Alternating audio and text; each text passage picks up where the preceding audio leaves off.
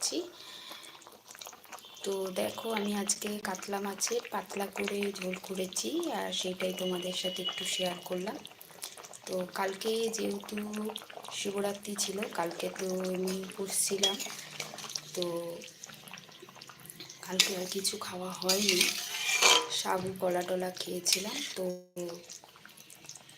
তাই জন্য আজকে এটা পাতলা করে একটু মাছের ঝোল খাবো।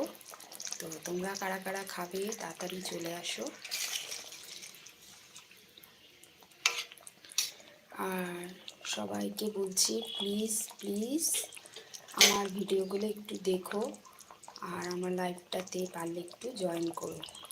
তোমাদের ভালোবাসা ছাড়া কিছুতেই আমি এগাতে পারবো না, আর এমনিতে তো আমার বাড়িতে কোনো সাপোর্টই নেই। তো যাই হোক, প্লিজ তোমাদের রিকোয়েস্ট করছি তোমরা একটু আমার পাশে থেকো,